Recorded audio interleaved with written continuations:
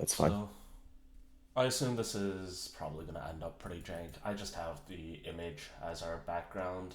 This is just gonna be like a straight fucking jank ass YouTube upload. I'm not gonna censor myself. This is probably gonna, end up on the R18 plus filter just because of random cursing. But whatever, shit happens. Bro, YouTube is not gonna give you ad money for this shit. Yeah, exactly. I don't think you expected it to anyways. Yeah, I mean it's one of those the few people who will care might see this sometime down the road, being like, well, everyone who's not everyone, but we came up with this idea what 6+ years ago, and in that Something like time, that, yeah. the same people who've started with the same idea of all the food YouTube stuff is going downhill is doing the same stuff that made it go downhill. So hopefully Yeah. we can do And I mean, whatever tiny of a contribution we can get. yeah. And I mean, in their defense, 6 years ago, we did have a pretty major global epidemic, Yeah. which did significantly impact pretty much everything. The food industry specifically, there became, it was already on the rise, but the pandemic definitely solidified the sort of globalization and like just kind of cultural impact that not only fast food had, but also like contactless delivery and basically like eating out became the thing because no one could go to grocery stores to like actually buy groceries. At least not in like the beginning, for sure. Eventually, restrictions did get lifted to an extent, and people were able to, you know, as long as they were following the guidelines, they were able to go and buy fresh groceries, instead of having to like order food and basically get delivery. I feel like that also But varied it a bit still had depending like, on how you went to the grocery store, though, because I don't know if you were using like public transit or you were going with roommates or whatnot. But like, I'm a little bit further out from the main city, right? no, for sure. And that is So obviously that's obviously a significant impact on how people, I think, perceive food and how they perceive, the art of making food and basically just kind of doing home cooking. It's like if your only viable option is to order food from restaurants, like I'm not saying that this is a bad thing, but that's definitely something that impacts your overall mentality of the difference between ordering food, ordering delivery, and like ordering out versus a home cooked meal. It's just easier for you. yeah, And if that's all that you've been kind of grown up on, like if that was your lifestyle growing up just because of the like distance issue, that's how you're going to perceive it even as an adult.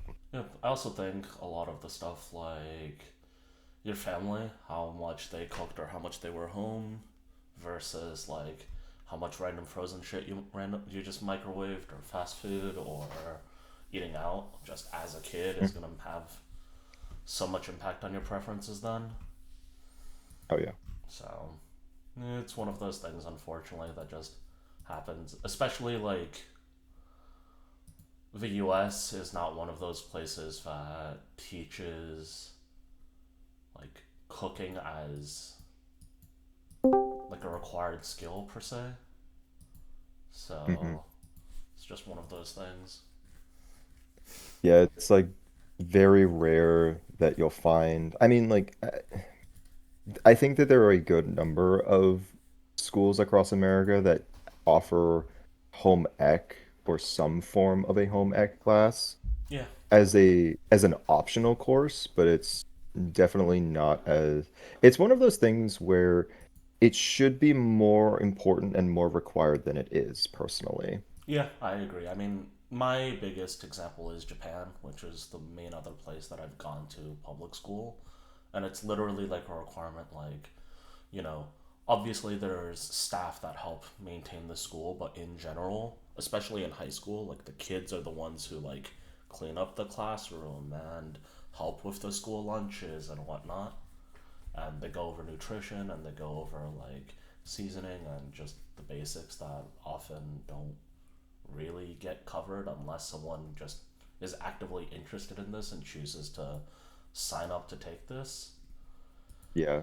And, and then like And eventually kind of pursue it as a career. yeah, and obviously not the biggest thing, but it does kind of suck for like general life skills that this is one of those things where it's like, if you're applying to like optimize for college and whatnot, this is arguably a waste of a spot, especially in Hmm. schools where like if for some reason your cooking teacher or home ec teacher is way too serious and you like screw over your GPA, like whatever, I don't like the nerds aren't gonna risk it, and yeah, And then most other and yeah, and then most other people don't care enough yeah, to exactly. even just like bother taking the classes.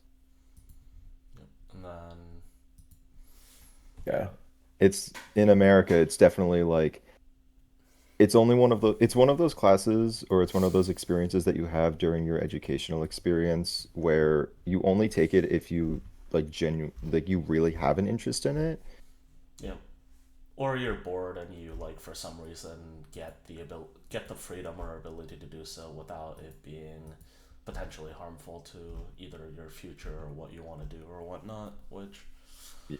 it sucks, man. I don't know. Like I know I feel like the there were definitely a few students or a few people in our school that just took the class because they knew that they'd get food out of it. yep. Hey, that's me. Although I mean, me. I relatively care about cooking, so.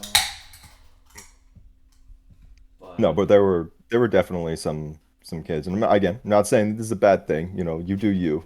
I respect the hustle, but there were definitely some students who just took the class because they knew it would be a easy class, yep. because it's like, hey, as long as you don't burn the school down, Yeah, you'll pass the realistically, class. as long as you showed up to class and like made any sort of effort, you realistically got an A.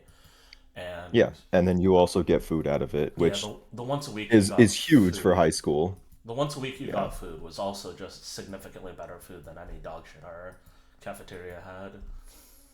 Yeah, And which Oren again, was chill. yeah. So Oh yeah, he was great. I mean, the fact that he just like let me walk in as long as he was there in that room, he would just let me walk in and kind of just make whatever the hell I want. you know that I'd like randomly walk in with like a seasoned raw steak and just like Mhm. use his areas, right? Yeah, I mean, I walked into his class after I walked into the room after class when we were working on our bio projects, and just made cheese, Yeah. and then I just took it, and he was like, "All right, cool, see ya. Just make sure to come back and clean up." I'm like, "Yep." Thanks, bro. He and Crosby were good friends, unsurprisingly. Or at least they seemed to get along and they were working together on the chemistry of food stuff. Which I Yeah, think because they was like both a good way to try to had an tie interest in in it. like the practical chemistry end of things to something that is like more practical for the students who weren't necessarily, you know, pushing the highest tiers of education even during our like school era. Yeah. And I think what it does is that like especially for the students who are in the honors chem class who maybe were either just taking it for the honors cred or like to say that they took the class because let's be real, a lot of students at our school just did that. Like Yeah. regardless of whether or not they could actually do super well in the class, there was a huge like not necessarily stigma, but there was a lot of pressure to be taking those kinds of classes just because it looks good on your transcript. I mean, it was also like, as far as public schools were concerned, it was arguably one of the most, like, it's not even arguably, it is one of the most competitive public schools in the US. Like, Eastern Massachusetts elite school, we're always making the meme that, oh, the Massachusetts competitions are harder than the New England competitions because five Yeah. Massachusetts schools make it out of the Massachusetts competition, but Yeah. six schools make it out of the New England competition. So it's a joke. The Yeah. usual. But, I mean, But it did bring some kind of like more like it allowed for a more realistic element to the like tryhardness of the honors chem class, Yeah. in the So sense of like, hey, I know that we've been learning a lot about this stuff, and sometimes it's hard to think about like how is this applicable in the real world. This is one thing that is very relevant to everyone in the real world with the aspect of cooking, and this is a good bridge between the chemistry and it's basically a bridge between the science and the chemistry behind it versus the more artistic value that cooking has as well. yeah, and this also goes back to like the cooking slop content on YouTube and TikTok and whatever like social medias are popular nowadays. Where I don't know. I know, like for example, Weissman. People are giving him shit, and I know, like, as far as I can tell, I mean, I don't think his interviews are complete bullshit, right? Like, you don't start making this kind of content unless you care. But, Hmm. once you become a brand, once it is, like, ex employees and Y people relying on you for a job and a paycheck, you, I don't blame them. Like, Hmm. I get it. The good news Yeah, is for sure. we both work full time, and I don't think either of us really care to ever try to make this more than just a like, hey, if someone is interested, we can ideally eventually point them here and be like, if you can listen to I don't know 30 minutes an hour of two idiots yapping, then you might be able to get some basic cooking tips out of this. Yeah. But like Weissman, him cooking again, I think is really nice, especially his most recent Yeah. like jerk chicken video. Like Yeah, there's been a the lot of very good feedback that he's received about his second channel, which is just exclusively him doing basically home cooking recipes. yeah, and I think it's one of those things where like slop I think might get more clicks and might be, even in the long term it might be more clicks and more money, but I think in terms of like the people who care, the people it helps, the interaction it gets, and like actually helping people, it's this is only content that's going to make the difference, right? And him Yeah. being known as the, you know, guy who cares way too much about salt, or like Uncle Roger being a fucking comedian, obviously, and like problematic on the like racist jokes or whatnot aside, like him commenting and doing like all the research on a specific Yeah. food before making his video, meme or not, is, Hmm. you know, it's insane Yeah. to me that arguably the best like food rater nowadays is a fucking random comedian, right? Yeah. Well, I think what is really good about Uncle Roger is that he he's very harsh about his criticism, but he's very specific about it Yeah, and because, it's like you said, he does his research, and m- a lot of times it is on food and cultures that he is familiar with or that he grew up with. So he has his own personal connection to it. yeah. I understand that, like, he lived in the UK, but he has definitely, he's spent I mean, time and he's has, explicitly Malaysian, so yeah, like so him like he commenting on has fried that rice and background. whatnot. Yeah, so like he has that background of like, South Asian kinds of cuisines. Yeah, Um, and I and know so that is specifically. something that would be, that is a trustworthy source. That is essentially like that is a primary source. Yep. And like while I'm sure in like even different parts of Malaysia itself, the same dish is probably made slightly differently. It's just the core concepts behind the dish usually will stay the same. Yeah, and And that's a lot of the times what Uncle Roger focuses on. He focuses on the core concepts.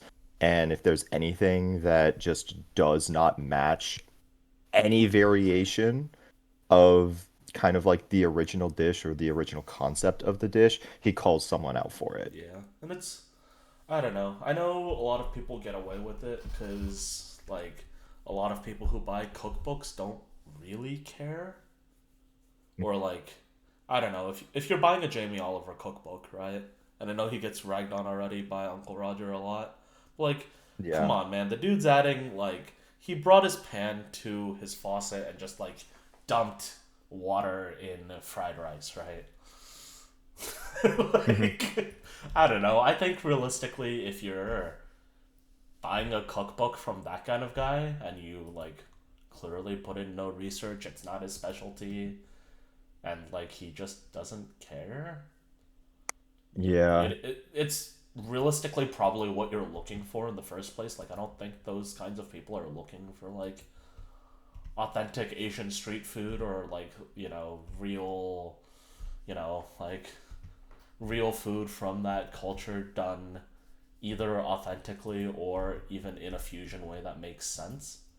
Like I've complained to you about this before with like how often the Japanese restaurants, especially whether it's in the US or just like Massachusetts where we are, the Japanese restaurants are like combined Japanese and Korean restaurants or Japanese and Chinese restaurants, and it's often Yeah, run they're by fusions. either just a Chinese family or a Korean family, and the Japanese food just makes no sense. Like, why does udon have Chinese cabbage, onions, and peppers in it? Like, I know at least for like If Chinese you've ever people, been there's to a just restaurant that I've seen that, but I definitely believe you that there oh, is this was in probably a restaurant or Amherst. two out This was there. in Amherst.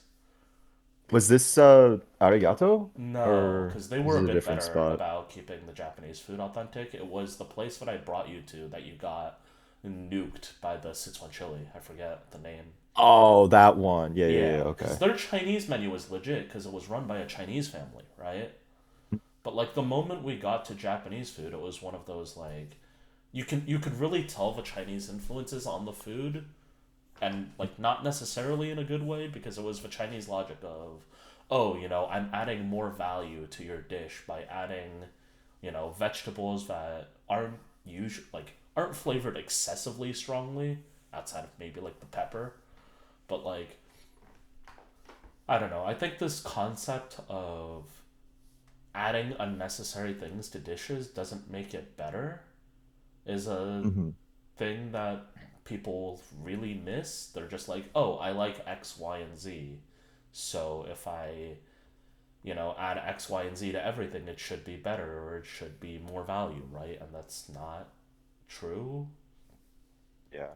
And that actually raises an interesting point. To actually kind of go back to the original topic we wanted to talk about, I think that one of the main issues is that, first of all, I think that what you just said is a very major problem with like American cuisine is that we're always like make things bigger, make things more extravagant, make things, add more things to make it look more impressive. The problem with that is that when you add more ingredients, but you do not compensate for the amount of salt, then the food ends up tasting bland. Yeah. I It's mean, like if you took a regular, steakhouse burger, like a 6 ounce patty, and you seasoned it properly, great. But then if you think, well, what if I made this extravagant and instead of a 6 ounce patty, I made this a 16-ounce patty? It's like, okay, so you're adding 10 more ounces of beef, but are you going to compensate by adding the appropriate amount of salt so that the level of seasoning stays the same yep, between the 6 ounce versus what you now want to do as a 16 ounce? yep. And And I think that's where a lot also, of people like, I think a lot of people miss that. yeah, and also just that a lot of things people miss is like, for example, pasta. Like, people have no idea how salty you're supposed to make pasta water unless we're like have been in a kitchen or have studied this personally, but like pasta water is supposed to be basically as salty as seawater, right?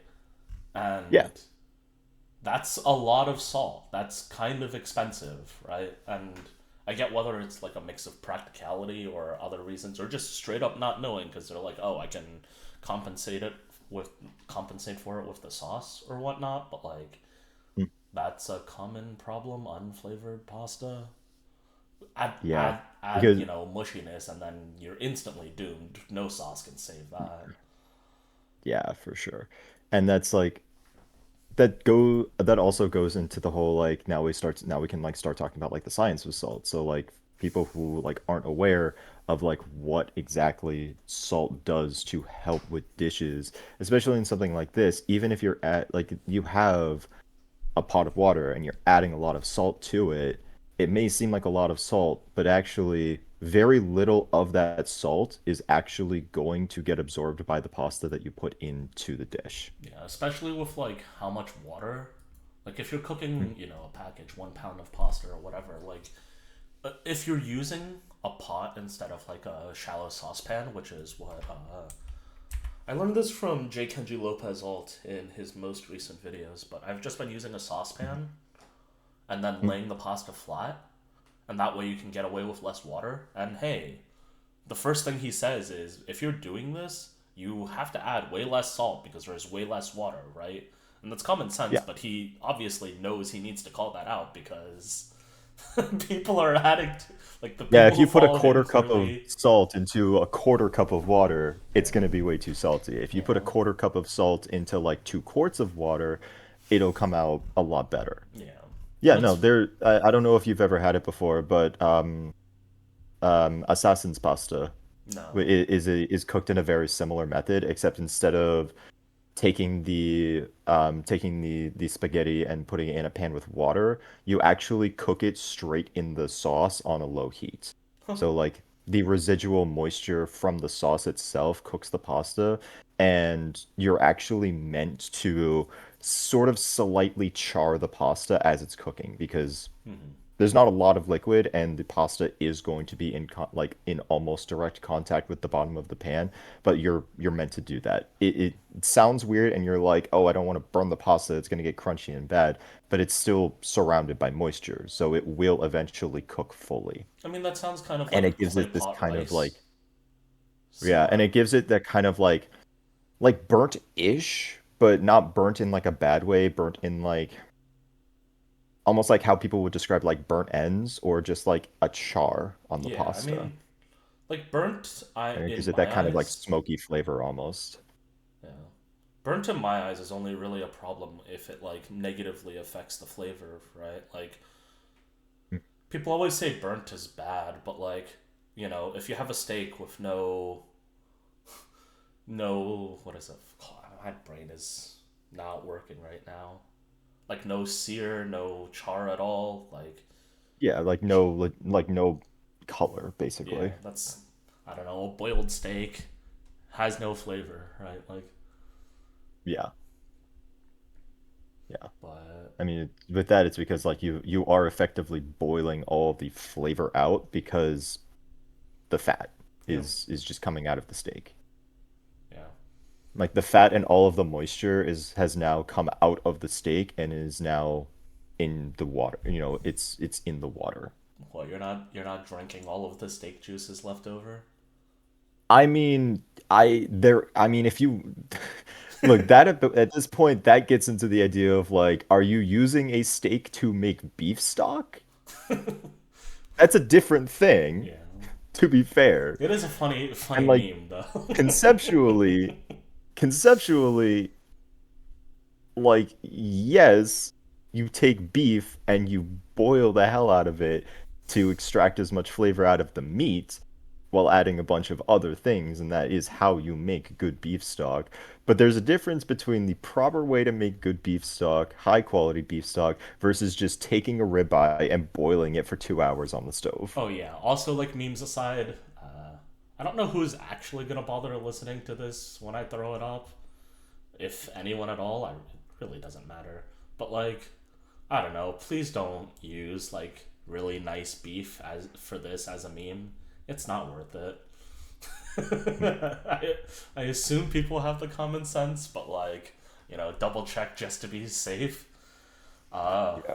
Most of the flavor comes from like the bone and the fat and whatnot. That's why you use historically like cheap cuts for stock and like bone and cheap Yeah. cuts and offcuts for stock.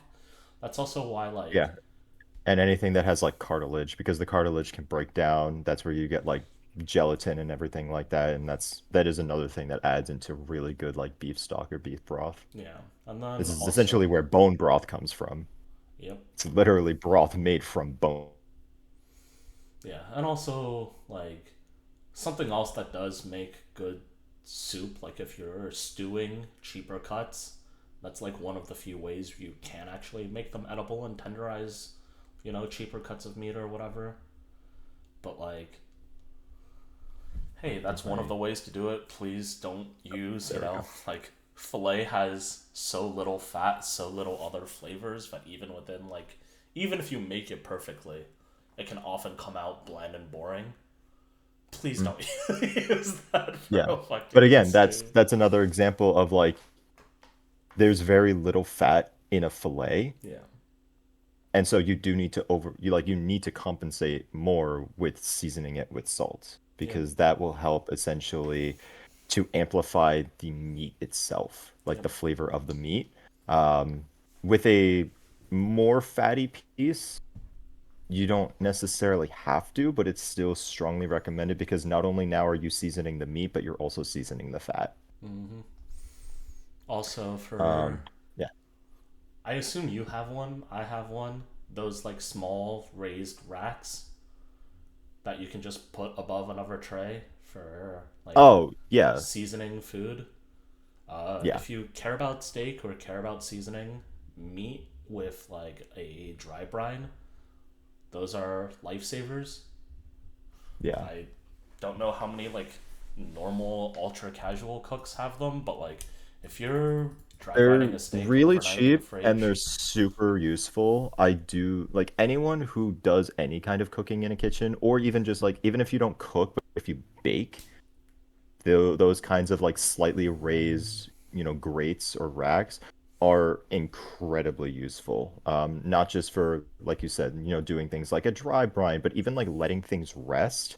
The less amount of surface area that your finished product has when it's resting means that the texture itself will come out better because it's not like the bottom of it is not sitting in its own basically steam or heat you and know, just basically it won't get soggy. even if it's not like steam and heat, there's like, you know, it's more area for heat to come out. It's more air, like Yeah. just Well, dripping. it helps cool things down faster. It helps things rest faster. Yep, Like you said, when doing dry brines, it allows for more surface area for moisture to come out, which is extremely important for dry brining. yep. Um, and yeah, if anyone has ever like baked or has made like I mean we could take the example of like you take the example of like fried chicken, for example. If you let's like if you fry chicken and then you rest it, you can rest it in one of two ways. You can either put it on a fully flat surface or you can put it on one of those racks that's slightly raised. What you'll find is that when it's on the rack that's slightly raised, the bottom will stay crispier because the oils that are staying on there are allowed to drip off.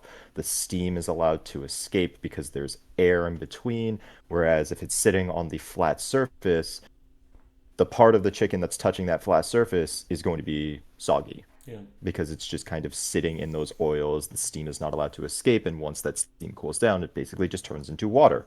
Water is Th- the enemy of crisp. There's also the old issue, like in the olden days when we used to do cooking for groups in high school and whatnot, or at least cooking for groups more often. For me, was like the common strat for bacon or whatnot was you were recommended to just put it on a paper towel, which yeah, it does like absorb the excess grease or whatnot. The issue is like, okay, like are you sitting a perfect amount of bacon on a perfect amount of paper towels for the correct amount of time, or will it be sitting in grease paper after, right? Or Yeah, and I mean that just also just kind of comes with vigilance. Like put it there for like 30 seconds to a minute to let most of the fat get absorbed. Like you don't want your bacon to be too fatty, otherwise it's going to not be fun to eat unless that's something that people enjoy. But it gets off what we refer to as the excess amount. yeah, And it does not need to be on those paper towels for very long, like 30 seconds to a minute, and then you can basically take it off. Anything else that's left there will either just fall off of the bacon or will kind of get reabsorbed and just add to the flavor. But you don't I say this as a I say this as a you don't, but it is more of a like, hey, again, as a reminder, like, hey, if you like it like this, that's not a problem. But typically, it's recommended to do this for this reason. Yeah. Having something that is too fatty or having like too much grease or too much oil ruins the flavor and ruins the experience of whatever you're eating. Yeah. And then going back to the original topic a little bit more. One more thing for like common, because when you were talking about how like increasing a 6 ounce burger to a 10 ounce burger, obviously you have to add more salt, right? Mhm. I think another thing that is commonly brought up of like why are restaurant vegetables, including even like kava or like Chipotle or whatever, like obviously their food isn't like life changing by any means, but like people talk about those places or say like Chick Fil A as if they're some kind of like holy grail of amazing food. I think often that just comes down to you know the common stuff that Weissman used to say, which is, "Hey, salt your vegetables, dude. Like, Yeah. drain the excess water, season them lightly. It doesn't have to be a lot. It doesn't have to be even perfect. Good. Mhm. Just A pinch, like yeah, just a pinch. Go into your salt jar and just go in and just pinch your two fingers together, and that amount of salt that you pull up, that is a pinch. If you need a second pinch, that's fine. But I mean, it goes back to, I think, probably the most important lesson in cooking, which is you can always add more seasoning, but you can't take seasoning away. yep, So you want to be adding it slowly and in small increments so that you can, as accurately as possible, get to the ideal level of seasoning without going over. yeah, and Because even once you've at added too much salt, it's very hard to fix that. yeah, and also like it's so easy to add like other salty components to a sandwich or whatnot to make it saltier Oh, if for that's sure. really your problem, or like fear or whatnot. So just add a little bit. Like the reason why like onions or tomatoes taste more intense or better from a restaurant is literally just because like your actual you go buy like a fresh onion or a fresh tomato or whatever, and then I assume you wash it, and then okay, well it was already fully hydrated, and then there's that like little bit of extra water from washing it. Wow, you have like a very dilute vegetable now. Like, as much as that sucks, Yeah. that's kind of just what it is. So Mhm. take out that hydration, and now you have more intense tomato and onion, right? Like, super simple. Yes. Yeah, because if you think about it, water doesn't taste like anything. Water essentially doesn't have any flavor. One could make arguments that like water does have flavor. It depends on where the water comes from. But like in this context, water itself in everything that we eat, it does not matter if it does not matter if it is meat or vegetables. Everything that we eat has water in it, unless it's been removed of all water and it's been dehydrated. But things in their natural form, because everything we eat is essentially some kind of living thing, whether it's an animal or a plant, or like a mushroom or a fungus, which is actually another really interesting thing because fungi are a really good example because fungi have a lot of water in them. And I don't think people realize how much liquid um, a mushroom can kind of hold on to. Dude, But that water, that sort of natural water in everything that we eat, that dilutes, like you said, it doesn't add anything to the flavor and it just dilutes it. So by taking these steps and you okay? You cut off. Hello? Well, man, this is gonna be some. these vegetables. Okay, something is Yeah. going on with my internet. Yep. The thing. All right. I think it wasn't necessarily your internet. I thought it might have been, but I think Discord just shut itself. So if you could repeat that. Hello.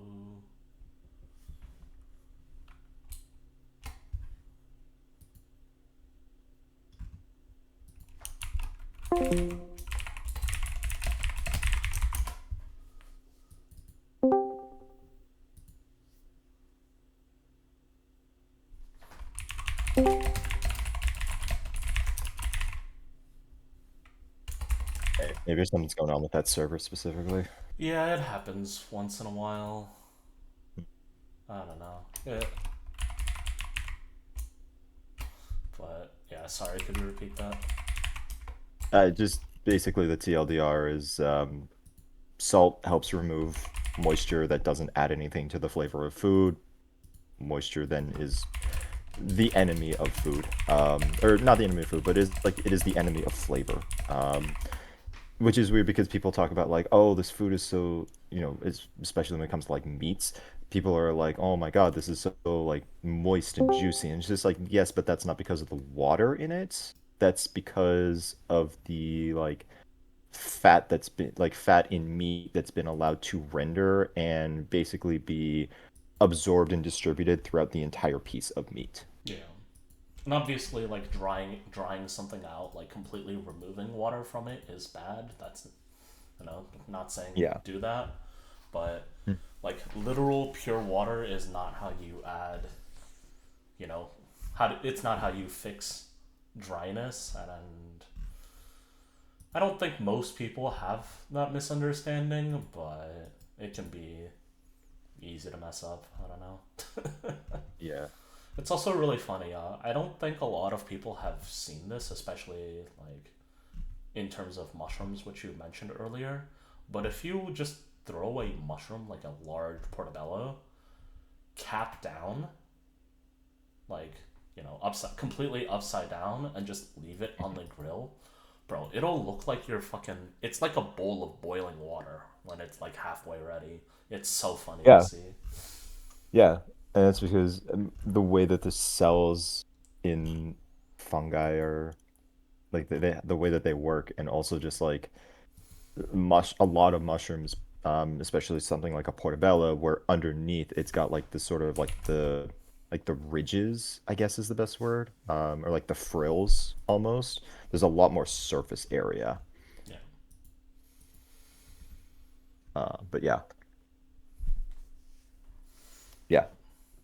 When people talk about food being moist, they're not referring to the water in the food. They're referring to Fat, the things that add melted fat. flavor that, yeah, they're basically referring to things like fat. Um, this is mostly in terms of meat. There are ways of being able to do that with things like vegetables. Although it's oftentimes you don't really hear people like talking about vegetables in terms of their moistness, but more so in terms of like their freshness. Yeah. And with that, like vegetables do want water. That's kind of how they survive. Um, but like you said, like you don't want to be overhydrating and you don't want to be underhydrating. Um, a lot of it really does kind of have to do with like sort of that surface level of cells. You want that to be sort of the barrier, and like you want that to be dry so that the outside and that the texture of the vegetable is crispy. And you don't really want necessarily a mushy vegetable. You still want it to maintain some crispness and freshness. But you don't, like I said, you don't want to completely dry it out because then you're basically just eating like vegetable jerky. Yep. Even jerky also has some level of moisture in it. It's not completely dried out. Yep. But then, kind of like what you talk about, like this is where salt comes in. Salt helps to preserve the vegetables. It also helps Salt pull out helps some to, excess moisture due to osmosis, which is always going to be helpful. Like, hey, that's yeah, also the same way that salt gets into pasta, which we were talking about earlier. yeah. And not all of the salt is going to get into the vegetable. It's going to be enough,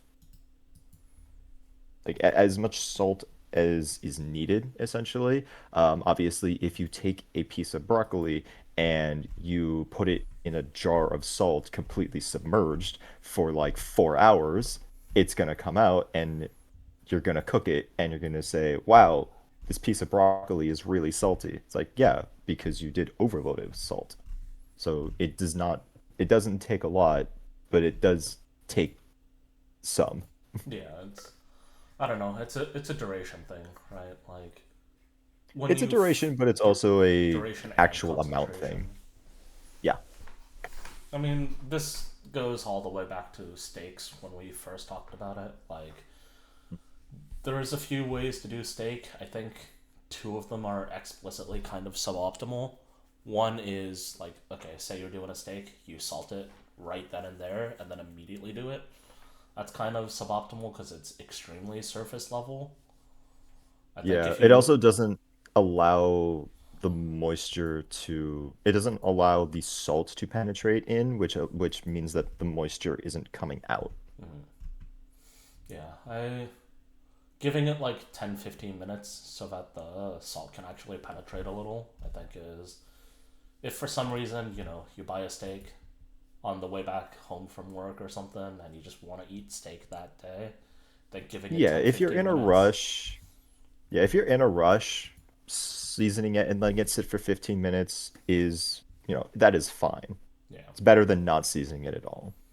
I would honestly also argue that it's better than like the 1 hour ish range of salting it because 1 hour ish is like, when you let that steak rest and you see like that puddle of steak juice on top of your steak, and that's all that moisture and flavor from inside getting pulled out via Yeah, it's osmosis, basically and it still needs everything to. that's water soluble is now being extracted, which does not include fat because fat and water don't mix. Fat is not water soluble. So it does not matter how much salt you add to the steak, it's not going to remove any components that add flavor. Yeah. It may remove a little bit, but nothing that will significantly detract from the overall flavor of the steak. Well, also that like salty, meat juicy goodness that's sitting on top of the steak. At 1 hour in, if you throw up the steak in the pan and it's still, dripping with water, one, all of that, meat juice flavor and the salty goodness that would have been in there at 20 minutes is literally on top of the steak. You can't get a sear. You'll be like half boiling the surface of your steaks. Mhm. Suboptimal to say the least, but also just Yeah. like all that flavoring, all that whatever doesn't go back in. The point of a salt brine ideally is you let that go back in because first the salt pulls the water out and then once it's absorbed into the water, the steak wants it back. So Mhm. that's how you get like, you know, the good sear and the good flavor. Yeah. And that's also like another reminder to people. If for those of you who do this and for those of you who cook steaks on the regular, when you season before you cook, or even in between seasonings, because there are some times where if you're dealing with a really big piece of meat, you may need to season multiple times. Um, Please dry the meat using paper towels as much as you can, just the surface. Because, like you said, if you don't do that and even if you season it and you just throw it in a pan, well, you haven't actually gotten rid of the moisture. It's still just sitting on top of the steak. So you do need to make sure that before you actually start cooking that steak, the surface is as dry as possible. Um, that's not going to mean that your steak itself is going to be dry as long as you cook it properly. It means that the surface will be able to actually kind of cook and like actually like basically caramelize, and that's how you get those really nice deep golden brown crusts. Yeah. Also worth adding, please don't do this for a burger. If you pre-season a burger before you throw it on the pan, because it is not a whole chunk of meat, it is little bits. What basically happens is when you draw the water out, you ruin the middle. Yeah. I Yeah, know. burgers and steaks are different just because the burger is essentially ground meat, so there is no uniformity to how the protein in the piece of meat is is arranged, whereas with a steak, people talk about like, the grain, that is essentially like this is how the muscle fibers, like this is the uniform direction that the muscle fibers are running in. Whereas with a burger, everything's ground up, so there is no uniformity. Yeah. What And else? there's also like there's actually like there's no structure to a burger. As far as like as far as the muscle fibers and the actual like protein goes, there's no structure to it compared to a full piece of meat like a steak. Yeah. Also, it's been like 45 minutes. We should probably talk a little bit more about our original intended topic. I know, like, I think originally we had discussed, like, going over what kinds of salt and how to use them and whatnot. I Yeah. think people do often get confused on that for like rock salt versus sea salt versus kosher salt versus, like the Yeah. dusted I think we've iodized salt. definitely included a lot of really good info on like why seasoning is important and we've definitely given a lot of good examples of like why you shouldn't be afraid to what you would be considered over seasoning, which wouldn't really be. The example, like a really good example is pasta. Like it's very difficult to over season a pot of pasta. Just because there's so much liquid there that's diluting that salt that very little of that salt will actually get into the pasta. Obviously, also because pasta, depending on the type of pasta, even if we're just saying like spaghetti has a very, very like small surface area. It's so thin. There's very little surface area, so there's very little amount of like actual surface for salt to penetrate. But yeah, going back to that topic, yeah, so for those interested, there are certainly different types of salt. Typically, kind of the golden child that a lot of people will talk about is just kosher salt. Um, Really, the big difference between these major types of salt is just in how big the pieces of salt are. So the like largest pieces are typically things like you said, rock salt or like sea salt, or there's like one other I remember. It's usually used a lot in baking where you'll actually see like pretty decently sized pieces of salt um, that gets added. Um, Flaky salt is, I guess, what I'm thinking of because it looks like flakes. Mm-hmm. This one is typically only used in a small amount of applications. And it's usually just used as a finisher. You don't want to actually be cooking with flaky salt, uh, because it's hard to determine exactly how much salt one piece of flaky salt is. You want the grains to be a small size when you're cooking so that you know exactly how accurate you're being with how much salt it is. Yeah. Um, Yeah, usually when people say a pinch of salt, they mean like the table salt, like the simple iodized salts, or maybe like a small grain kosher salt. yeah, It's also worth adding that when people say kosher salt, like the historical reason is just, hey, this is salt that was used for koshering. So, like, you know, yeah, um, historically, like the Jewish smoked meats and cured meats and whatever used kosher salt. And it's koshering salt. We use that to, kosher the meats. So, yeah, unsurprisingly, the main application for kosher salt is salting meats. Like if you're doing steak, chicken, seafood, or whatever, the the big grains let you see, like, oh, this is how much you're adding without needing to be overly exact about it.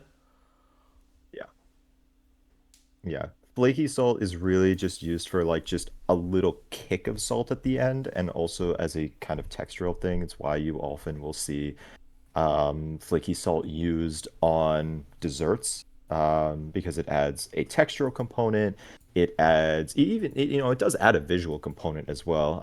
The first thing that I kind of think of is like just like a brownie. Like a very basic brownie looks fine, but then you add a little bit of flaky salt, and all of a sudden, it actually kind of looks a little bit better. We eat with our eyes, and so people would be more drawn to that because there's more complexity in how it looks, but it also contributes to the complexity of the flavor because the brownie is primarily going to be sweet components, and by balancing that with just a little bit of salt, they basically enhance each other.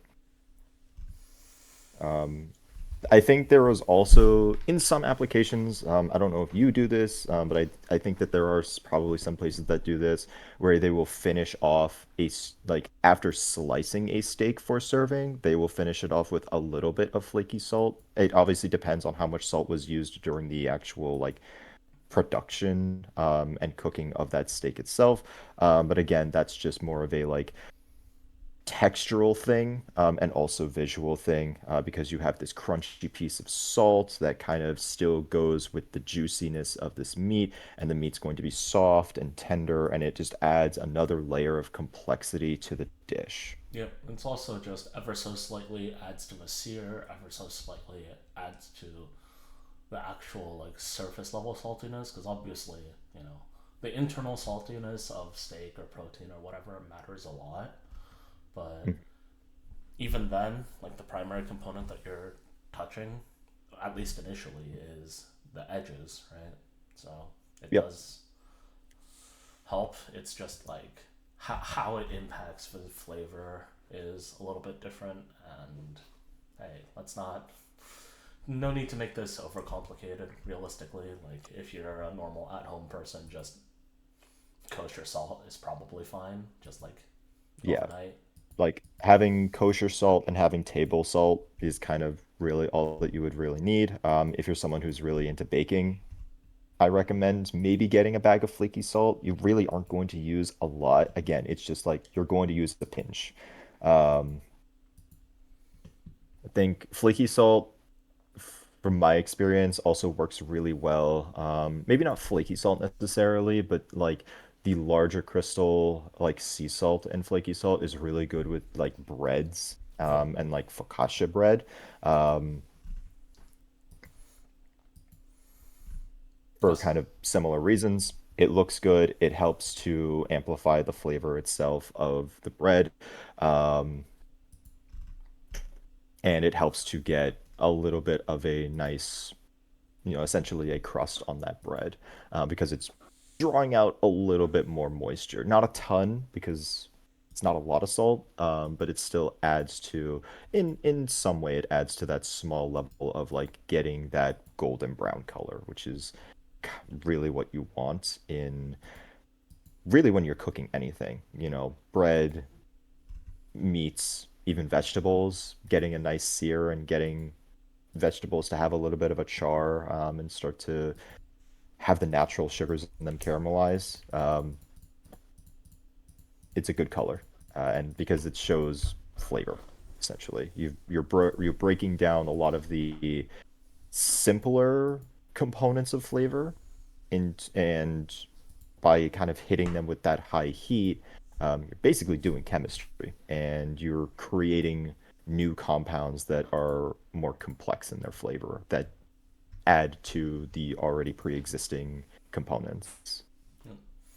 And then also just, especially for baking, like I know all for like protein, or if I'm just making a stir fry or whatever, I, I'm always one of those, you know, the Uncle Roger meme of use feeling, whatever. Like, but baking is an exact science. Please do not vibe out baking. Use the correct amounts, measure everything. Do not use volume. Please weigh it, especially for stuff like salt, flour, or whatever. If I can take variable amounts of space depending on how floofed it is, Yeah. because you're gonna have some great disasters otherwise. Yeah. I do think this. There are a few exceptions, but they are exceptions where it kind of straddles the line between baking and cooking, where yes, you want to be following the recipe to a T, but there are some recipes where there are so many factors involved in how something can like get set up. Essentially, is that you do. want to be able to use feeling, and that kind of just comes with experience. Like there are some things where if you're making a dough, for example, you want it to have the right texture, and you could follow a recipe to a T, but it may still not have the exact same texture. So you may need to add a little bit more water. You may need to add a little bit more flour. Um, it's not going to be significant enough to change to necessarily need to change the recipe itself. But baking is really weird because, like you said, it's a science. So things like the moisture in the air in your home, or even like the atmospheric pressure, affects all of these sort of scientific processes that are happening. And so sometimes you do need to compensate for that by adding a little bit more or a little bit less of an ingredient. That just really comes with experience, and that comes with knowing what kind of product are you looking for texturally. Yep, worth adding. If you ever want like a really funny but super easy to find example, look at one of those frozen pizzas. Look at the normal cooking instructions and then look at the cooking instructions for it when you're in the sky. Or like just Yeah, look at how much salt content and how much seasoning you have to add to food on a plane, like airplane food, for it to even yeah. taste remotely close to what we normally eat.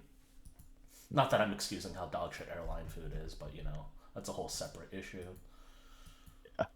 And then I think since we were talking about the process of like the actual cooking, uh, I think the next thing we could go into that is like sort of tied is hey, like don't be afraid to use oil. I'm not saying, you know, completely don't be healthy, but like completely unoiled vegetables and proteins do not cook properly. Hmm. I don't think I don't Yeah. necessarily want to go into that completely today because we're nearing the 1 hour mark and we said somewhere between 30 to 60 minutes for this. Yeah, I think oil itself can be its own, can definitely be its own topic because like salt, there's so much that can be talked about of like, the application of oil, the differences between the types of oils, the differences between how you cook with each type of oil. That would definitely be like that would be its own episode essentially. Yep. But salt and oil, they both behave very similarly when it comes to making food, and that you want to be able to know exactly what kind to use and exactly how much to use for whatever it is that you're specifically making. Yep. There's one more quick thing that I do want to add, just to kind of go back to our conversation about like the different types of salt. I think pink Himalayan salt is a scam, but I'm not going to judge people if they buy it if they like how it tastes. To be fair, I would argue most of like the Zoomer products or like cooking tools and extra seasoning things are scams. Like realistically, for the target audience of our scrub ass, we're like just random home cooks with like relatively okay experience.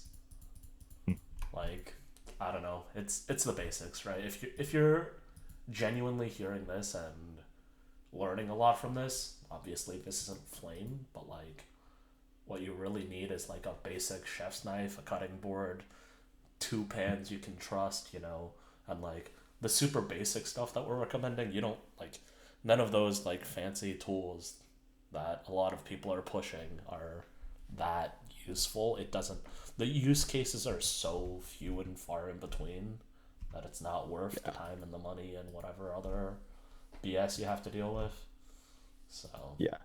I mean, we've talked about this before. I think we both agreed that if you're going to be cooking at home, even as just like a hobby or just like, as a way to be feeding yourself, and you're worried about like, oh, there's so many like pieces of equipment I need to buy. There's three things that you really should splurge a little bit on, and everything else is kind of optional. One is a really good pan. Typically, I think the two of us would probably say we recommend cast iron, because it's pretty universally used, and it is very dense. It can handle a lot. Like you can throw a lot at that pan, and it will take it. Um, you do need to treat it well. There is effort. And I think there are also some things that you are typically not recommended to cook in a cast iron pan. Anything that's like very acidic, you don't want to be using in a pan for several hours. Um, Something like eggs, you theoretically, if you season a cast iron pan enough properly, you can make it to the point where it's essentially a non-stick. It does take a lot of practice and effort to do that. So if you are worried about that, just buy a basic non-stick pan as well. Yeah. I also do recommend if you're buying a cast iron pan, make sure that it is big enough because you'd rather have a pan that's too big than a pan that's too small, and make sure that it's oven safe, which if it's a cast iron pan, as long as it doesn't come with like a rubber handle or anything, it's fine. Yep. It can handle Or heat oftentimes the up to rubber like, handles are slip-on, so if it's a slip-on rubber handle, just take it off before throwing it in the oven. This is like common for yep, steaks and whatnot. I do yeah. think Yep. realistically, when you mentioned eggs, it's like if the cast iron is seasoned well enough and you use enough oil, eggs don't stick. But that being said, Yeah, like, hey, this is it's targeted a at little bit of newbies. practice. I still wouldn't recommend it, even if you're doing things right. You can use it as a test or something if you want, but like, Yeah, you it, know, it takes non practice. just use a nonstick. It's easier. Yeah, it does take practice to be able to cook eggs on a cast iron pan without getting them to stick. A lot of people will say that the key to it is high heat, lots of oil, fast cooking. Which they're right, because it doesn't give the eggs time to stick, and the oil will essentially make it nonstick. But yes, if you are kind of just starting out or you're a little bit hesitant, just buy a nonstick pan. They're like 15 to 20 bucks. Cast iron pans will probably run you a little bit more.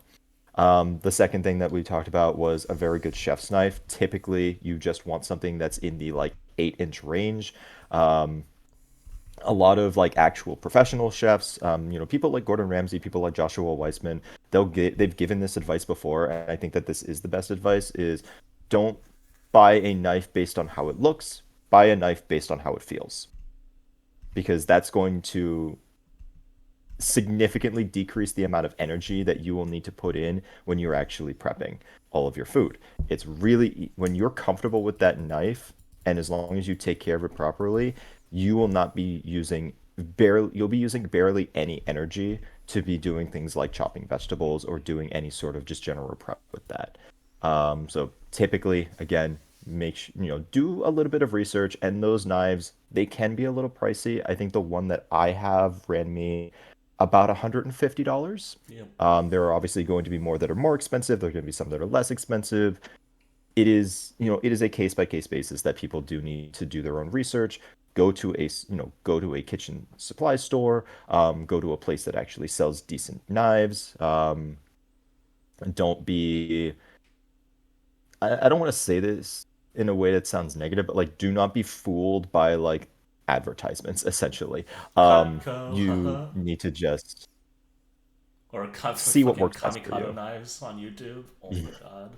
Yeah, yeah, definitely. So like see how the knife feels, practice it a little bit, which kind of goes into the whole like, learn how to actually chop things, learn what the different types of chopping are, and then just kind of practice those with your wrist, practice those with your arm, see how it feels when you're using different kind of knives. Yep. And then the last thing would be a sturdy, decent cutting board. Um, I recommend for those who maybe don't have a ton of space, maybe getting two smaller cutting boards if you want to use one exclusively for meat and one exclusively for vegetables. Um, the one that I have is like it's like 2 feet long. It's like 24 inches long, 18 inches tall, and like or not tall, but like it's like 24 by 18 inches and then like an inch and a half tall. So this thing is big, this thing is hefty. And I've had this thing for probably about 4 years. It is wood, it is treated, we're not sponsored, this is a booze block. And I think that one did probably run me somewhere between the $200 to $300 range. But like I Worth. said, it's so worth it. I've had this thing for 5 years and it is still holding up. There's a small crack, but it's still fully functional and you can barely even see it. Same goes with the knife that I have. I've had that knife since 2019. There's a couple of small cracks in it. It still works perfectly fine. And the great thing about knives that are like good quality is you can always just get them sharpened pretty easily.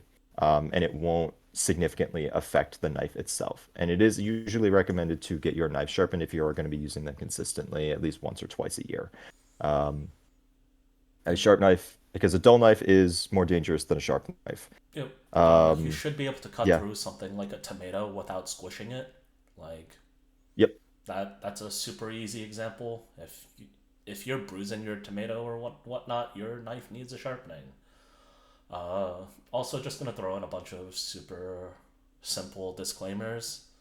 Like, Jones has been cooking for, 15, 20 years range. Obviously not professionally. Obviously not like, you know, this isn't his, I did have a like, couple of kitchen jobs. I was not cooking directly, but we'll throw that out there. I yeah, have worked in kitchens, but yeah. not I mean, as I have as a too. I cook. just mean like, you Mhm. are not a professional chef by trade. You Yeah, don't neither of use, us are professionals. We are yeah. just And we're not we do this here, for the love of the game. we're also not here to like rag on other, professional chefs or YouTubers or it really doesn't matter. Like, clearly, we're saying like, Weissman's comments on salt is really good if you need to know chopping techniques.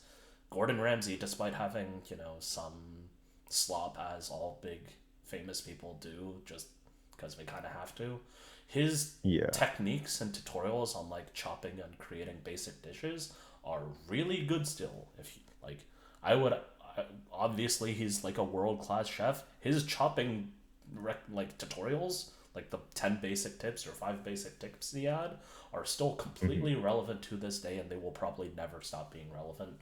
Use them. Yeah. But that being said, Yones obviously isn't using like the the same knives that like a Michelin star chef might necessarily recommend. But even then, he's using like relatively high end stuff. He knows what he's doing. He can take care of his equipment. If you're going for a knife, like, I would say the $50 to $100 range. If you're going a little bit cheaper to start out Yeah. is fine.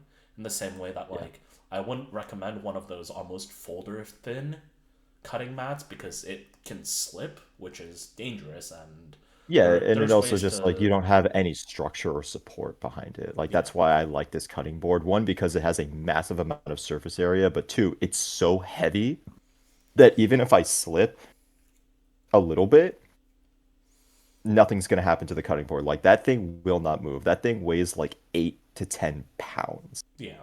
I'm just saying you don't need to go that far. Though there are those like half a centimeter or 1 centimeter thick plastic cutting boards. They're not folder thin. As long as you're relatively careful, it shouldn't be an issue.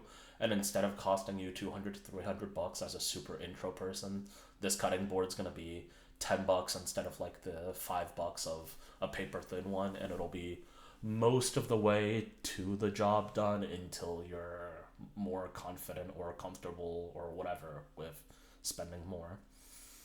Yeah. Just something to And I keep think in the mind. last thing to say about this is like, which we had mentioned before, is actually taking care of these products. You don't need to do a lot, but there are some things that you want to be aware of. So like a chef's knife, or like any kind of knives in general that aren't like butter knives or anything like that, don't let them sit in water because they will rust. And when they rust, their strength weakens and they do have a higher chance of just straight up breaking on you. So after you are done using a knife, you do want to just fully wash it. You can let it air dry. You don't have to let it, you know, you don't have to dry it off immediately, but you can kind of just put it in a drying rack. Never put a chef's knife in a dishwasher. Um, Same goes with a cutting board. Now, plastic cutting boards, depending on how much heat they can handle, you can probably, if they're dishwasher safe, you can probably do that. For me, I usually will always just hand wash my cutting boards, and that's always what you want to do for wooden cutting boards as well. Same rule with the knives. Do not let it sit. It is wood. It will absorb that water. It will, and when it dries, it will crack. And now you have ruined your cutting board. So. Very light amount of water, quick soap, let it air dry. Never put a wooden cutting board in a dishwasher. Same also goes for cast iron. Never put a cast iron in a dishwasher. I will find you. Uh, Also, one thing that should be super, super obvious, but strong acids, if you're using like vinegar on your cutting board or knife for some reason, or lemon juice, cutting some citrus for adding adding whatever you need to your food, please take care of your knife like relatively quickly after the acid gets to it quickly. This is one of the few things you can do that'll damage your equipment relatively quickly. Yep. The But knife may be treated steel or however it's advertised, but it's still metal, and so it is still subject to any kind of corrosion or erosion by strong acids. Um, Cutting boards, that's actually is actually an interesting thing because you can. It's actually I have seen online that if you use a little bit of probably like diluted vinegar or diluted lemon juice, it's actually a really good disinfectant for the cutting board. But you obviously, like you said, you don't want to let it sit. yeah, that's also one of those like you're using a nice wooden cutting board, so that's more relevant kind of thing. Because if Yeah. you have like meat juices or whatever, it can potentially get absorbed more in. This is not true for like if you're using a plastic cutting board. Yeah. So one of those things that we hope is common sense, but with how a lot of things are going right now, and just like seeing some of the more questionable food related stuff in the world, it's not always true, so better to say it than not. Yeah. And I would definitely encourage, anyone who is listening to this that is like starting off or just like, they want to get a little bit more into home cooking, either for financial reasons, health reasons, whatever it is. Start with basics. Don't jump into really fancy, complicated recipes. Use what you have. If all you have is a cast iron pan, a chef's knife, and a relatively affordable cutting board, something like a stir fry is always going to be, pretty easy to do as long as you're kind of following the basics and understanding the fundamentals of why you're doing the things that you're doing. What is it that you're doing that's going to be adding to the dish, understanding the importance of seasonings, understanding the importance of different types of meats and vegetables and things like that, and just kind of knowing and also prep as well. The idea of like the mise en place, because I think that's another thing that can sometimes dissuade people is like, oh, I have to spend so much time doing prep. It's like, yes, but it helps you in the long run because the more time you spend prepping, the less time you actually spend cooking. It's better to do all of your prep at once and then all of the cooking than to do prep, cook, prep, cook, prep, cook, prep, cook. Because Yep. when you're actively cooking, when you are in front of that stove or you're in front of that oven and you're actively managing food that is being cooked, you should not be taking your eyes off of it. That should be your main focus. You can't really walk away and spend like a minute or two chopping an onion that needs to be ready. It's like you need to have everything ready so that you're minimizing the amount of active cooking time. I say active cooking time as opposed to something like passive cooking time of like putting something in an oven and setting a timer for it. That's more passive. When you're actively cooking something on the stove, like if you're doing a stir fry that where things need to be like constantly moving and you need to be constantly checking to make sure things aren't burning, that is what I would consider more active cooking. Yep. We're saying pretty out of scope. We can probably just put this after the bulk version of this after either the same hour ish that we're going to be complaining about oil and butter and properly doing that to your food. Yeah, cooking fats basically. Yeah, but yeah, that's about it for now. Cool. Yeah, we can definitely pick this up and